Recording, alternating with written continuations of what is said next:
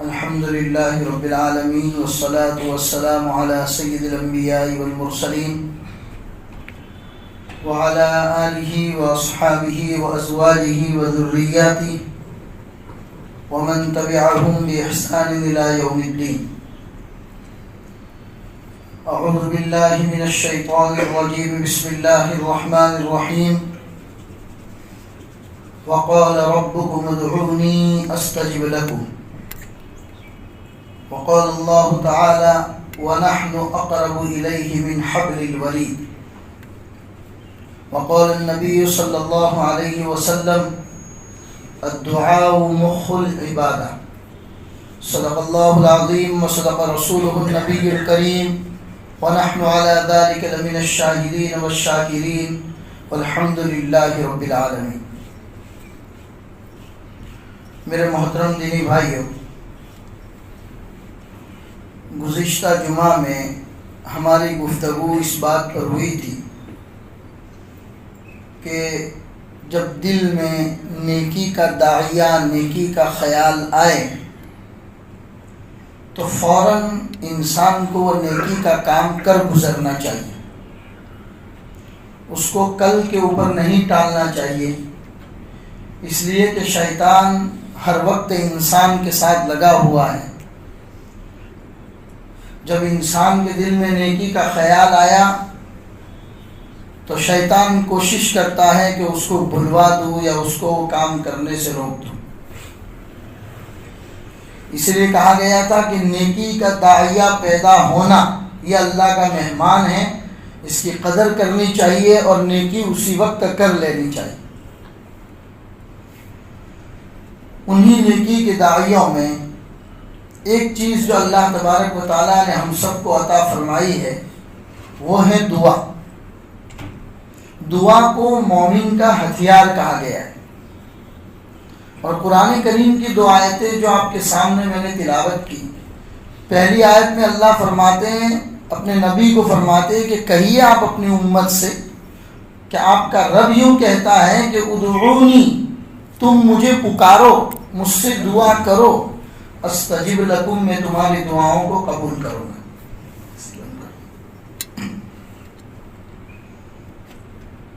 اللہ اپنے نبی سے کہہ رہے ہیں کہ آپ اپنی امت کے درمیان یہ اعلان کرو، بتاؤ امت کو کہ اللہ سے دعا کرو. اللہ فرماتا ہے کہ میں تمہاری دعا کو قبول کروں گا. اور اللہ اپنے بندے سے کتنا قریب ہے اس کو قرآن کی دوسری آیت میں اللہ نے فرمایا وَنَحْنُ أَقْرَبُ إِلَيْهِ مِنْ حَبْلِ الْوَرِيدِ. تمہاری شہرت جس سے تم سانس لیتے ہو، یہ رگ تمہاری گردن کے جس حصے سے ہو کر گزرتی ہیں، اور وہ رگ جتنی تمہارے دل سے قریب ہیں اس سے بھی زیادہ قریب اللہ اپنے بندوں سے. اس لیے اللہ نے بار بار اپنے بندوں کو اس بات کی تاکید کی کہ دعاؤں کا اہتمام زندگی کا حصہ ہونا چاہیے. اور بہت ساری روایتیں ترمذی شریف میں امام ترمذی رحمۃ اللہ علیہ نے ان روایتوں کو جمع کیا ہے. وہ تمام روایتیں میں آپ کو پڑھ کر سناتا ہوں جس سے آپ کو دعا کی اہمیت کا اندازہ ہوگا. کیونکہ یہ کائنات جو اللہ نے بنائی ہے، یہ دنیا جو اللہ نے بنائی ہے، وہ اللہ اپنے نظام، اپنے سسٹم اور اپنی سنت اور طریقے کے مطابق چلاتے ہیں. میرے اور آپ کے کہنے سے دنیا نہیں چلتی. ورنہ ہم دیکھتے ہیں کبھی کبھی تو ایسی ظالم قوم کے لیے ہم بد دعا کرنے کے لیے بیٹھ جاتے ہیں، اے اللہ اس کو نیست و نابود کر دے، شتت شملہم ومزق جمعہم ودمر دیارہم. قنوت نازلہ میں فجر کے اندر عام طور پر ہم یہ دعا کرتے ہیں، اے اللہ دشمن کو قطع و برید کر دے، اے اللہ ان کو آپس کے اندر ٹکڑے ٹکڑے کر دے. یعنی گویا کہ اللہ کو آرڈر کر رہے ہیں کہ اللہ آپ تمام کام چھوڑ دیجئے، ہم جو کہتے ہیں وہی کریے. انسان اپنے آپ کو بدلنے کے لیے تیار نہیں. اللہ کا نظام ہے کہ تمہارے یہاں سے اعمال جیسے ہی ہمارے دربار میں آئیں گے اوپر سے ہم فیصلے بھی وہی کریں گے. اچھے اعمال بھیجو، مٹیریل اچھا ہوگا تو پروڈکٹ اچھی آئے گی. آپ کے اعمال اگر درست طور پر اللہ کے دربار میں پہنچیں گے تو فیصلے بھی اللہ کے وہاں سے ایسے ہی اتریں گے۔ میں بارہا اور اکثر کہا کرتا ہوں، یہ تو نبی پاک صلی اللہ علیہ وسلم کی دعا کا اثر ہے۔ ہزاروں لاکھوں درود و سلام ہو اس آقا پر کہ جنہوں نے اللہ سے یہ دعا کی تھی کہ اللہ میری امت کو، یعنی امت محمدیہ کو ایک ساتھ برباد مت کرنا، گناہوں میں اگر مبتلا ہو جائے تو ایک ساتھ میری امت کو ہلاک مت کرنا، ورنہ اللہ تو کر چکے ہیں۔ اللہ نے قوم عاد کو تباہ و برباد کر دیا، رات کو سب اپنے گھروں میں سوئے ہوئے ہیں، صبح فجر دیکھنا نصیب نہیں ہوا۔ قوم سمود کو برباد کیا، اصحاب الایکہ کو برباد کیا، قوم لوط کو برباد کیا، قوم نوح کو برباد کیا۔ ارے کئی قومیں ہیں کہ رات کو اپنے گرم بستروں کے اوپر میٹھی نیند سوئے ہوئے ہیں، صبح دیکھنا ہی نصیب نہیں ہوا۔ صبح ہونے سے پہلے فرشتوں نے پوری کی پوری بستی آسمانوں کے اوپر جا کر پلٹ دی، پوری پلٹ دی وہیں سے۔ اللہ ایسا کئی بار کر چکے ہیں، یہ تو ہمارے ساتھ اس لیے نہیں ہو رہا ہے کہ ہزاروں درود و سلام ہو اس آقا محمد رسول اللہ صلی اللہ علیہ وسلم پر جنہوں نے اللہ سے یہ دعا کی تھی کہ اللہ میری امت کو ایک ساتھ برباد مت کرنا۔ ورنہ تھوڑی دیر کبھی ہم سب اپنے اپنے گریبان میں منہ ڈال کے دیکھیں اور سوچیں میرے بھائیوں، کیا ہمارے اعمال ایسے ہیں کہ عرش سے اچھے فیصلے اترا کر؟ نمازوں میں کوتاہیاں ہم میں پائی جاتی ہیں، اللہ کی جو عبادتیں ہیں، حقوق اللہ ہیں، جو ڈائریکٹ اللہ کے حقوق ہیں وہ بھی ہم ادا نہیں کر پاتے، اور حقوق العباد میں کوتاہیاں سب سے زیادہ ہمارے اندر پائی جاتی ہے۔ دوسروں کو تکلیف پہنچانے کا سبب اور ذریعہ ہم، پڑوسی کو ستانے کا ذریعہ اور سبب ہم، ماں باپ کو ستانا ہم، بچوں کی صحیح پرورش نہ کرنا، یہ تمام چیزیں ہمارے اندر، پاکی اور صفائی کا اہتمام اور انتظام نہ کرنا، یہ تمام برائیاں ہمارے اندر پائی جاتی ہے۔ مجھے لگتا ہے کہ ہم مستحق ہی نہیں ہے کہ رب ذوالجلال کے دربار سے صحیح فیصلے ہمارے متعلق ہوں، لیکن پھر بھی وہ رب بڑا کریم ہے، وہ بندوں کی پرسنل ایک ایک بات کو اگر دیکھنے پر چلا جائے اور اسی کے مطابق فیصلہ کرنے پر آ جائے تو میں اور آپ ایک سانس لینے کے محتاج ہو جائے میرے بھائی، لیکن خدا ایسا نہیں کرتا، وہ بڑا حلیم ہے۔ حلیم اس کی صفت ہے، برداشت کرنا، وہ اتنا برداشت کرتا ہے، اللہ ہو کے پوری کائنات کے لوگوں کو برداشت کرتا ہے۔ ہم اپنی ایک نافرمان اولاد گھر میں اگر آ جائیں تو ہم اس کو برداشت کرنے کے لیے تیار نہیں ہوتے، بیوی اگر ٹیڑے منہ سے بات کر لے تو ہم صحیح طریقے سے اس کو برداشت نہیں کر سکتے، اولاد کی نافرمانی ہم برداشت نہیں کر سکتے، اللہ تو بہت کچھ برداشت کرتا ہے۔ کیوں؟ اس لیے کہ اس کی صفت ہی حلیم ہے، بردباری، برداشت کرنا۔ تو یہ دنیا کا جو نظام ہے میرے بھائیوں، اللہ نے کائنات بنائی ہے اور اس نظام کو اللہ اپنے حساب سے چلاتا ہے، میرے اور آپ کے کہنے سے دنیا کا نظام نہیں چلتا۔ پھر اس دنیا کے نظام میں کبھی کبھی حالات انسان کے اپنے موافق ہوتے ہیں، کبھی کبھی حالات اس کے مخالف ہو جاتے ہیں، کبھی دھوپ ہے تو کبھی چھاؤ ہے، کبھی خوشی ہے تو کبھی غم ہے۔ خدا کا نظام ہے، خدا کے نظام کے اندر تبدیلیاں آتی رہتی ہے۔ خدا نے خود فرمایا وَتِلْكَ الْأَيَّامُ نُدَاوِلُهَا بَيْنَ النَّاسِ، ہم لوگوں کے درمیان یہ دینوں کا الٹ پھیر کرتے رہتے ہیں، کہیں شہنائی بجتی ہے تو کہیں ماتم بھی ہوتا ہے۔ خدا فرماتی ہمارا نظام، ہم چلاتے اس نظام میں۔ ہاں، تمہیں تعلیم اس بات کی دی جاتی ہے کہ جب بھی حالات تمہارے اپنے مزاج کے موافق ہو تو اس وقت رب کا شکریہ ادا کرو۔ کیوں؟ اللہ فرماتے شکر کرنے والے بندے ہمیں بہت پسند ہیں۔ اسی لیے جب بھی قرآن کریم میں اللہ جنت کی نعمتوں کا تذکرہ کرتا ہے، ایمان والے بندوں کو جو کل قیامت کے دن ملے گی، ان کے بعد اللہ فوراً یہ سینٹینس، یہ جملہ لاتے ہیں قرآن میں، وَقَلِيلٌ مِّنْ عِبَادِيَ الشَّكُورُ، میرے بندے میرا شکر بہت کم کرتے ہیں۔ اللہ کو اسی بات کی شکایت ہے اپنے بندوں سے، وَقَلِيلٌ مِّنْ عِبَادِيَ الشَّكُورُ، میرے بندے میرا شکر بہت کم کرتے ہیں۔ تو حالات جب بھی اپنی ذات کے موافق ہو فوراً آپ اللہ کی طرف متوجہ ہو کر اس کا شکر ادا کریں، کیونکہ خدا کا وعدہ ہے کہ جب بھی آپ نعمتوں پر شکر گزاری کریں گے آپ کی نعمتوں میں اضافہ کروں گے۔ اور جب حالات آپ کے موافق نہیں ہیں، مخالف ہیں، آپ سوچ کچھ اور رہے ہیں، ہو کچھ اور رہا ہے، آپ کو ہمیشہ پریشانیوں کا سامنا ہے، کاروبار ٹھیک نہیں چل رہے، اولاد کی نافرمانیاں بڑھتی جا رہی ہیں، قرب و جوار کے حالات ہمارے موافق نہیں ہیں، تو اللہ فرماتے سب سے بڑا ہتھیار تمہارے پاس ہے، اٹھا لو، اور وہ ہتھیار ہے دعا۔ اور اس دعا کے بارے میں کہا الدعاء مخ العبادت، جتنی عبادتیں ہیں، نماز، روزہ، زکوٰۃ، حج، اور اس کے علاوہ جتنی عبادتیں اللہ نے بندوں کے اوپر اتاری ہیں، ان تمام عبادتوں کا مغز، لب لباب، اوریجنل مادہ جو کہا جاتا ہے وہ دعا ہے۔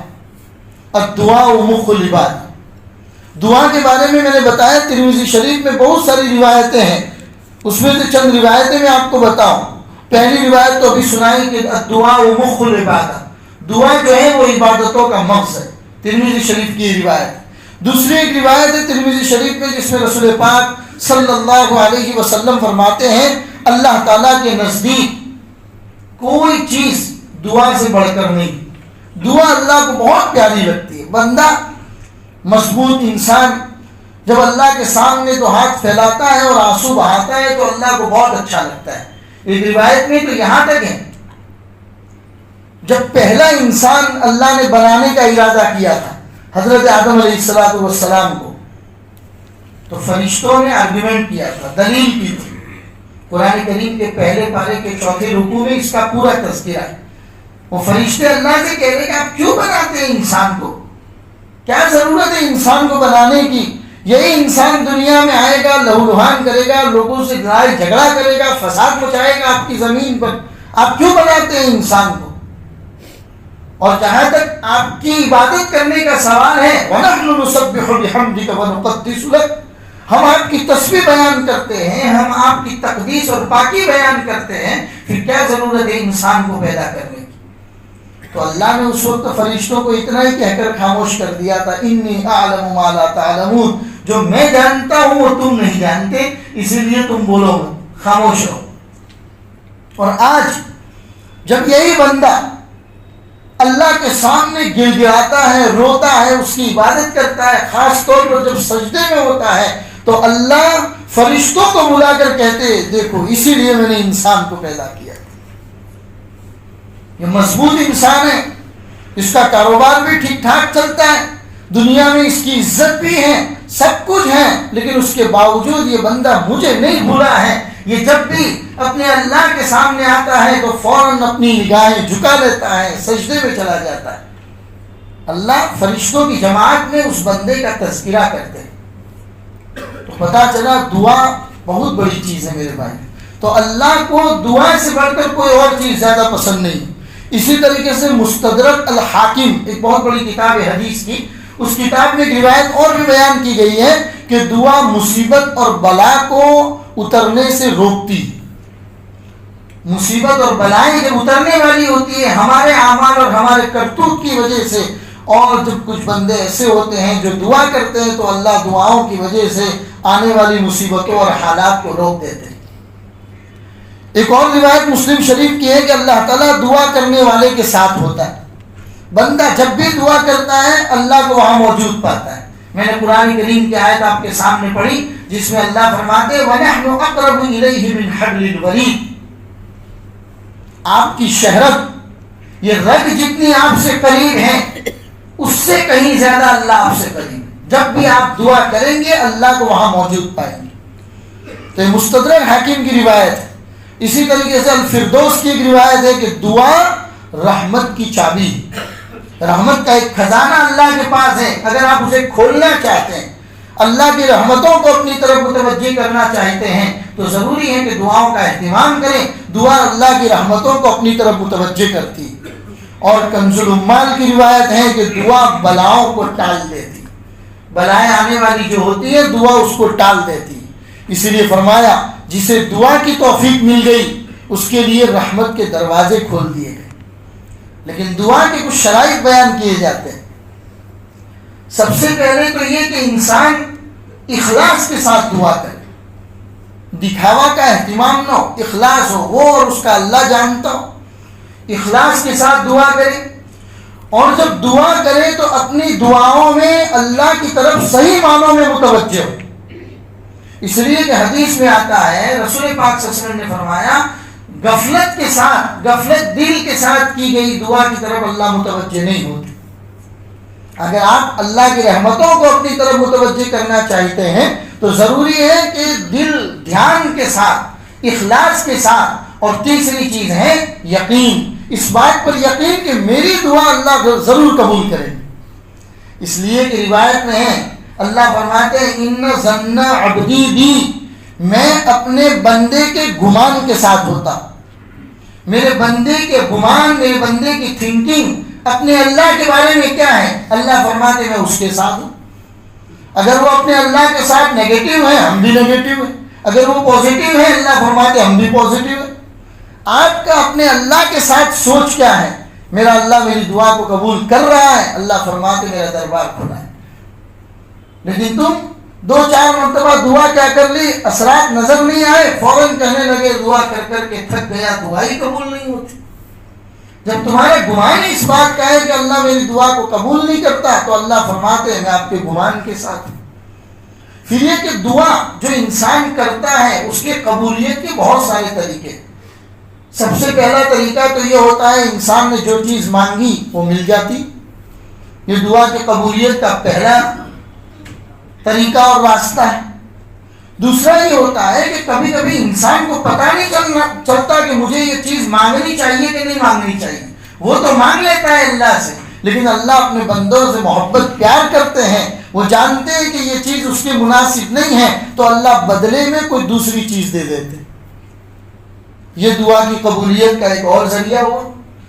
تیسری چیز یہ ہوتی ہے کہ انسان دعا مانگتا ہے, لیکن اللہ اس دعا کے بدلے میں اس پر, اس کے مقدر میں, اس کی تقدیر میں کوئی مصیبت اس کے اوپر آنے والی ہوتی ہے. اس دعا کی بدولت اس مصیبت کو اللہ ہٹا دیتے. انسان یہ سوچتا ہے میری مانگی ہوئی دعا قبول نہیں ہوئی, لیکن اس کو یہ پتا نہیں اس کے مقدر میں کتنی بلائیں آنے والی تھی جو اللہ نے ہٹا دی. اور چوتھا ہوتا ہے کہ اس دعا کو اللہ ذخیرہ بنا کر اپنے پاس محفوظ رکھ دیتے ہیں. جب کل قیامت کے دن اس ذخیرے کا ثواب اللہ بندے کو بتائیں گے تو روایت میں آتا ہے کہ بندہ کہے گا کاش دنیا میں میری کوئی دعا ہی قبول نہ ہوئی ہوتی. تو میرے بھائیو, دعا بہت بڑی چیز ہے. سلطان صلاح الدین ایوبی رحمۃ اللہ علیہ کا نام آپ نے سنا ہے. حضرت عمر رضی اللہ تعالیٰ عنہ کے بعد بیت المقدس جب صلیبیوں کے قبضے میں چلا گیا, اس کے بعد جو پہلی فتح ہوئی وہ سلطان صلاح الدین ایوبی کے ہاتھ میں ہوئی. بیت المقدس فتح ہو گیا. فتح ہونے کے بعد ان کو پتہ چلا کہ یہودیوں اور عیسائیوں نے مل کر ایک بحری بیڑا تیار کیا ہے, سمندری جہاز تیار کیا ہے, اور وہ ہر طرف سے بیت المقدس پر حملہ کرنا چاہتے ہیں. حالانکہ جس وقت بیت المقدس کو انہوں نے فتح کیا اس وقت سب سے زیادہ سپر پاور سلطان صلاح الدین ایوبی تھے. ہر طرف ڈنکا بجا ہوا تھا, یہودی ڈرے ہوئے تھے ان سے, ہر طرف ان کا ڈنکا بجا ہوا تھا, سپر پاور تھے, لیکن اپنی پاور پہ بھروسہ کر کے نہیں بیٹھ گئے. جیسے ہی پتا چلا کہ بحری بیڑا بیت المقدس پر حملہ کرنے کے لیے آ رہا ہے, اپنی فوج کو بارڈر کے اوپر روانہ کر دیا اور خود پوری رات بیت المقدس میں چلے گئے. سجدے میں جا کر رو کر اللہ سے دعا کی گئے, اللہ ہم کمزور بندے ہیں, جو تو کر کے تیرے گھر کو ان بدماشوں کے چنگل سے آزاد کرایا ہے, اب اس گھر کی حفاظت کرنا تیرا کام. رو کر دعا کرتے رہے.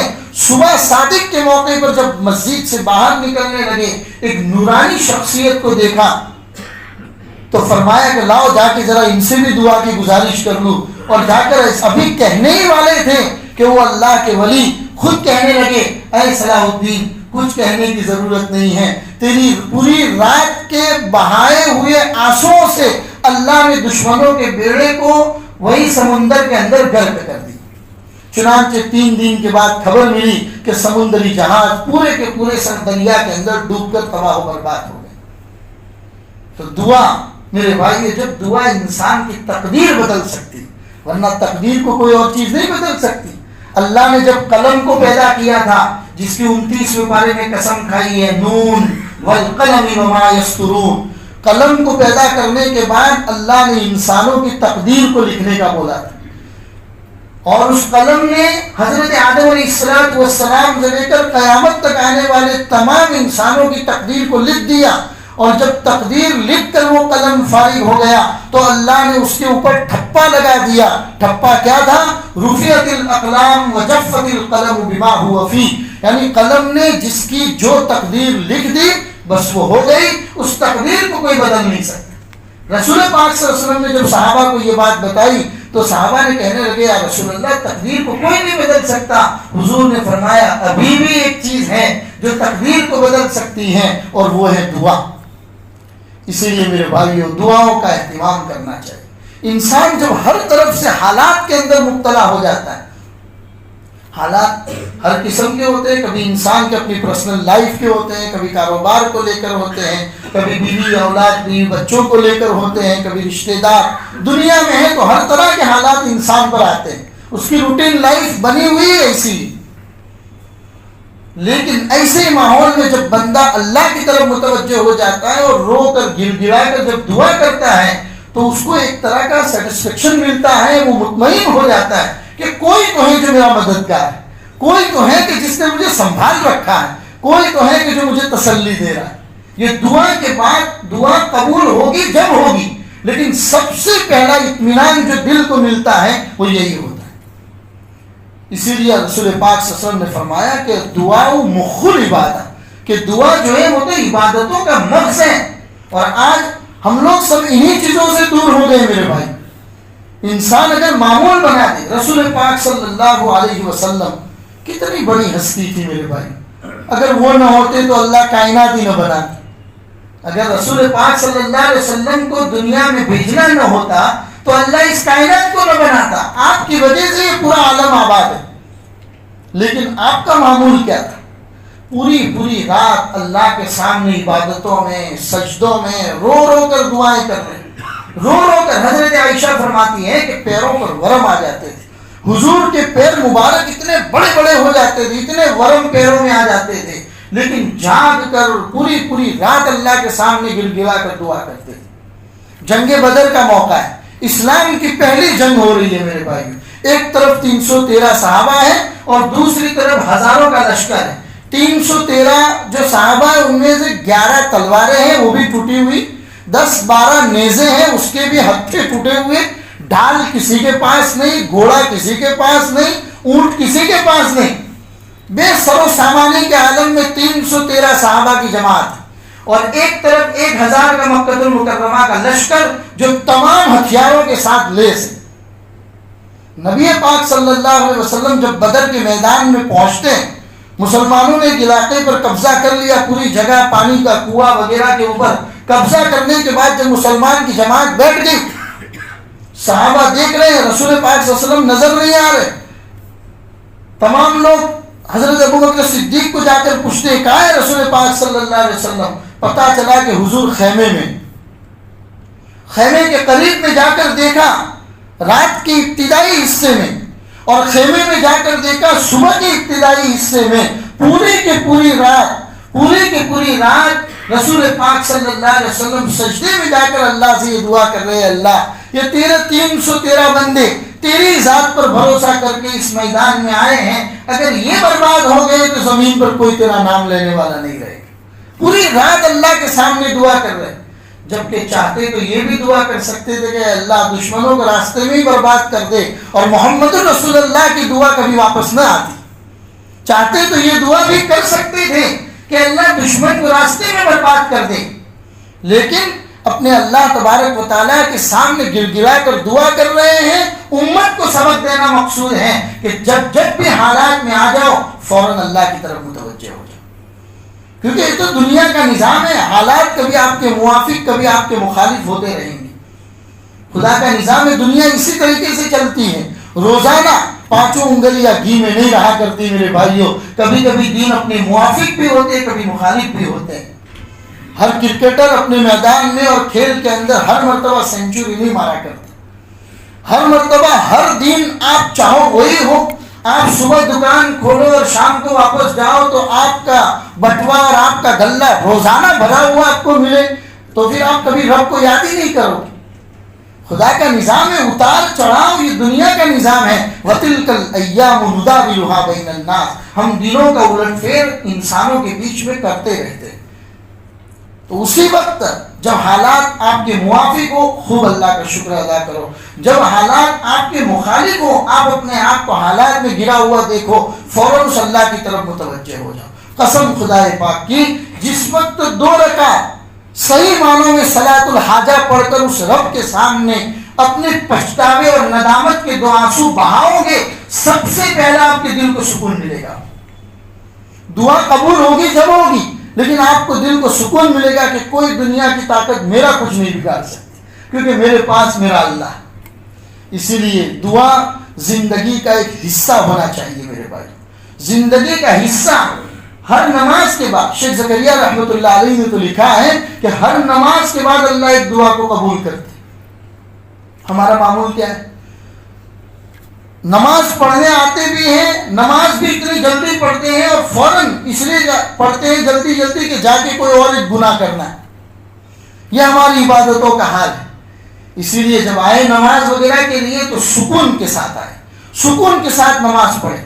فرائض ہم آپ کو یہ نہیں کہتے کہ بھئی نوافل کثرت کے ساتھ پڑھتے رہیں, جتنی اللہ آپ کو توفیق دے, لیکن ہر نماز کے بعد 5 منٹ کم از کم اپنے رب کے سامنے دعاؤں کا اہتمام ضرور کریں. اپنے کاروبار کو مانگے, کاروبار میں برکت کو مانگے. جو بھی حالات سے آپ کو سامنا ہے وہ تمام حالات کی دعا آپ ان نمازوں کے بعد کرنے کا اہتمام کریں. نیا کاروبار شروع کر رہے اس وقت یہ دعا کریں. کاروبار میں برکت چاہتے ہیں, لاس جا رہا ہے, اس کے بارے میں دعا کریں. جس حساب سے آپ دعا کرنا چاہیں دعا کا اہتمام کریں. زندگی کے اندر آپ اس کی برکات کو محسوس کریں گے انشاءاللہ.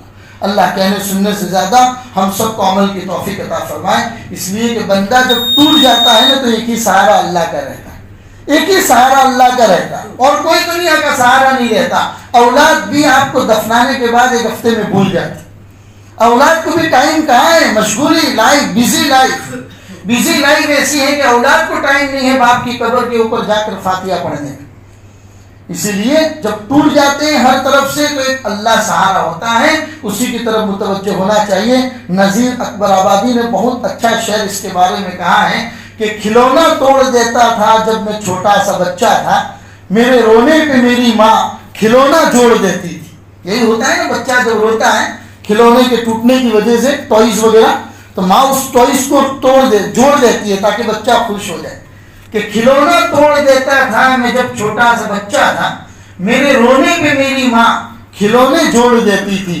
سنا ہے ماں سے بھی بڑھ کر تجھے الفت ہے بندوں سے. اللہ 70 ماؤں سے زیادہ پیار کرتا ہے اپنے بندوں سے. سنا ہے ماں سے بھی بڑھ کر تجھے الفت ہے بندوں سے. تو مجھ کو جوڑ دے یا رب, میں خود کو توڑ بیٹھا ہوں. ہم لوگوں کا عالم یہ ہو گیا ہے, اللہ سے یہی کہ اللہ تو مجھے جوڑ دے, میں خود کو توڑ بیٹھا ہوں. اللہ کہنے سننے سے زیادہ عمل کی توفیق عطا فرمائے. وصلی اللہ علی النبی الکریم وعلی آلہ واصحابہ اجمعین برحمتک یا ارحم الراحمین.